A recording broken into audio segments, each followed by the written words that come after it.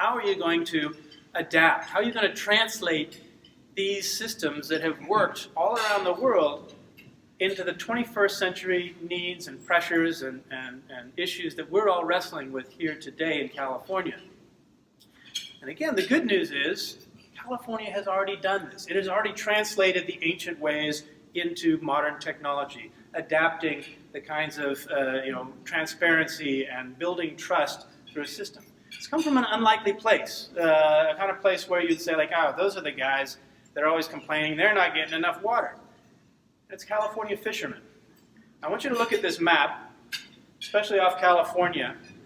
California was one of the first to start depleting its resources of fisheries, marine wild capture fisheries, and it was also one of the most creative in figuring out what to do about that. Again, we're going back to sort of like, oh, it's a story about, and it's very much the same story as groundwater depletion. This invisible resource that only had value when brought to the surface, it was a use it or lose it, so everybody was racing one another literally to the bottom, all parts of the sea, losing money because they were rewarded to waste. And Buddy Gwindon was one of the guys. He was the biggest extractor of fisheries, and he's just like, this isn't going to work, this new system of rights-based, self-organizing, community-based management. And the economists were saying, no, look, it can. Here's a way to do so. We just got to figure out how to move people back. There's too many fishermen chasing too few fish. It's like too many wells pumping too little water. And so what we're going to do is we're going to somehow push people back. We're going to set this regulation, and they did so in 1976, where you can't have big boats. And so they'd have a bunch of smaller boats. Okay, that didn't work. You can't have long boats that are more than 12 meters long. And so they had, squat boats that were just under that. And all these kind of regulatory input, trying to force changes, none of them worked. They only made matters worse. It just accelerated the kinds of depletion. Then they moved towards a rights-based management of markets, of helping fishermen organize systems where they would define the resource, defend their shares, and divest if they didn't need to use their fish that year, or that what they didn't catch today would still be waiting for them tomorrow. It basically ended the tragedy of the commons.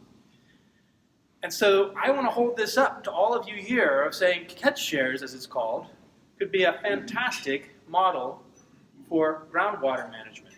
And the systems that Environmental Defense Fund and Nature Conservancy and other guys have all worked on to make sure that this works can also work for our aquifers. Why can it work? How do I know it's going to work? Because it's worked for hundreds of years, in hundreds of cases for several decades in countries around the world. They have adapted these traditional principles in a modern society, so that fishermen are now, after fighting regulations, want lower restrictions on themselves. They actually say, okay, you can actually hold back, because I know now in 5 years and 10 years that there's going to be more fish, and those fish are going to be more valuable, and I've got a piece of that.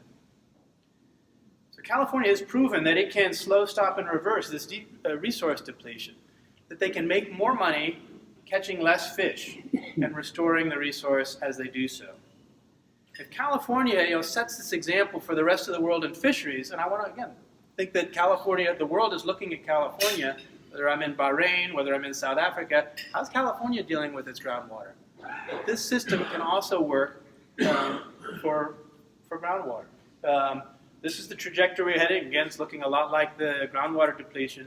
And then after intervention, the kinds of profits, the kind of recovery of rights-based management, of these self-organizing markets. Okay, but how do we do that? It's nice to say, make it so, but what's the guts of doing so? And here I want to give a shout out to my colleagues at Sonoma County Water Agency. Several years ago, more years ago than I think any of us want to remember, they said, okay, let's try a local pilot with the utility. Wasn't involved with groundwater, although that was a big source of it, and see what happens. How do you do this? How do you translate what had been face-to-face, peer-to-peer local community exchanges into one where you're dealing with 7,000 metered users, some commercial exporters, and a world-class tourism destination? And so with help from the California Water Foundation, cooperation with Sonoma County Water Agency, several of whom are here today, And I should say they're not endorsing, they're not saying, yes, go with AquaShares. They were just really innovative, really open to experimentation. So we did so.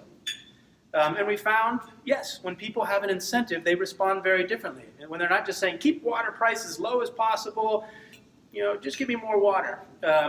They start thinking about owning what they save and selling it.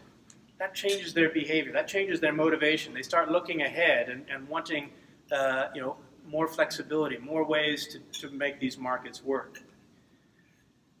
Again, all we did was define through this initial aquamark based on their historic use. We defended whatever they saved in this secure accumulation. And then we allowed them, very much like a banking system, to decide when and if and how to sell back their credits that they've earned, their AquaShares. Now, over time, this was happening several years ago. People were saying, this is great, I appreciate this, but we're wrestling with something even bigger.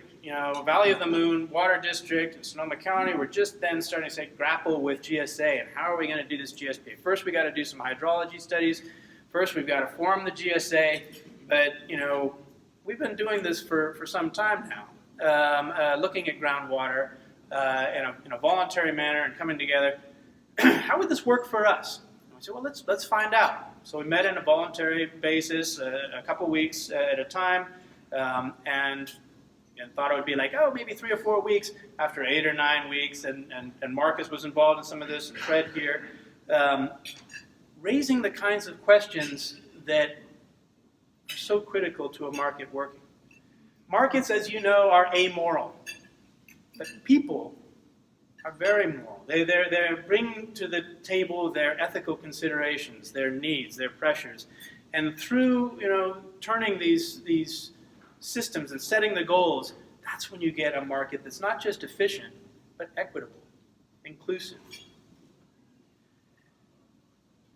Again, people came to this very skeptical. Tito Sasaki, the head of the Farm Bureau, also came to us assuming that there was a market out there that just sort of, you plug it in and it all works from there. And so he asked these kinds of questions like, okay, does this system do this? Does it do this? The interesting thing is it was putting the responsibility back on the stakeholders, that a market is only a means to an end. It's not an end unto itself. The market can do whatever you want it to be. And the more inclusive, the more goals-oriented, the more participatory it is, the more resilient and functional that market's going to prove. The environmental advocates, Caitlin Cornwall has been a big supporter, but she also had these questions of, okay, how do GDEs, those linked to surface water, how's that going to work here? And she was challenged by farmers, like, what is a GDE anyways? How do you define one? And so as you've heard today, things get testy. Fred here was asking, he's like, look, I'm a renter. I'm not going to ever be able to afford a house here, but I'm getting my water included from a guy who's pumping. How am I going to make sure he doesn't just price me out, and that he doesn't just jack up the rates and I have to leave Sonoma, just like I would have to if the rents kept going up? How do disadvantaged communities make sure that they're not just hurt worse, but are made whole, are benefiting from this system? Really interesting case that I don't think the folks who designed Sigma really had figured out, but the de minimis users. In Sonoma, it's an extraordinary case where the biggest, I think probably single entity of users don't fall under the GSA. And Norman Gilroy, was articulating from their perspective. It's like, okay, so how do we participate, or do we participate in this market? If we all used our full allocation, we could sink the entire GSP. So, how do we engage? How do you bring us into the equation? And of course, Jim Bunshu, was pointing out, we got here early, we're 5th generation, we knew where the water was.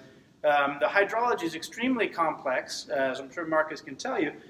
So how do we prevent people from saying, oh, I've saved water over here, but then use more from the really sensitive areas in exchange, and drawing those maps and those boundaries?